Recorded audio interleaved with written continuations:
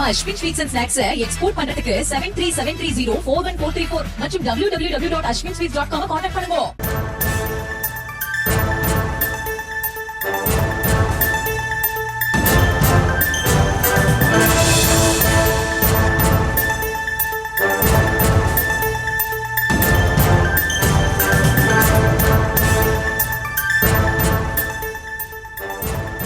அண்மை செய்தி.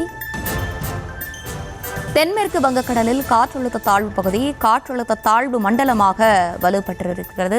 அது தொடர்பான அண்மை செய்தியை பார்த்து வருகிறோம். கூடுதல் விவரங்களோடு இணைகிறார் நம்முடைய செய்தியாளர் வெங்கட்ரமணன். வெங்கட்ரமணன், வணக்கம். விவரங்களை வழங்கலாம்.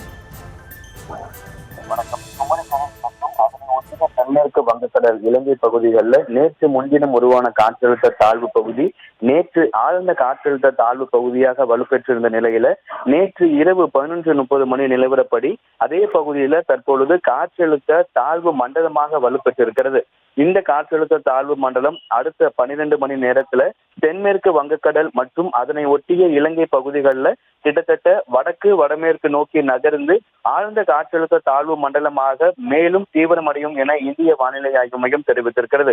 அதற்கு பிறகாக தீவிரமடைந்ததற்கு பிறகாக அடுத்த 48 மணி நேரத்தில் தென்மேற்கு வங்கக்கடல் மற்றும் அதனை ஒட்டியுள்ள இலங்கை கடற்கரை வழியாக வடக்கு வடமேற்கு நோக்கி நகர்ந்து வட தமிழ்நாடு, புதுச்சேரி மற்றும் அதனை ஒட்டியுள்ள தெற்கு ஆந்திரா கடற்கரையை நோக்கி நகர வாய்ப்புள்ளதாகவும் இந்திய வானிலை ஆய்வு மையம் தெரிவித்திருக்கிறது.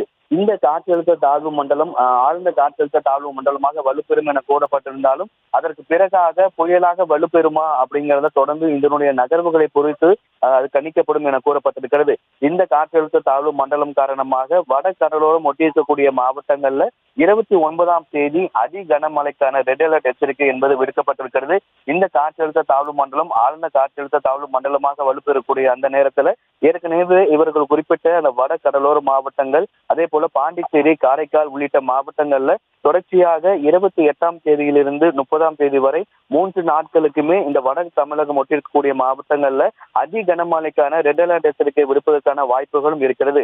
நேற்று முன்தினம் உருவான காற்றழுத்த தாழ்வு பகுதி நேற்று ஆழ்ந்த காற்றழுத்த தாழ்வு பகுதியாக வலுப்பெற்ற நிலையில நேற்று இரவு தற்பொழுது காற்றழுத்த தாழ்வு மண்டலமாக வலுப்பெற்றிருக்கிறது. இது அடுத்த ஆழ்ந்த காற்றழுத்த தாழ்வு மண்டலமாக வலுப்பெற்று மேலும் தீவிரமடையும் என இந்திய வானிலை ஆய்வு மையம் தெரிவித்துள்ளது. விவரங்களை வழங்கியமைக்கு நன்றி வெங்கட்ரமணன்.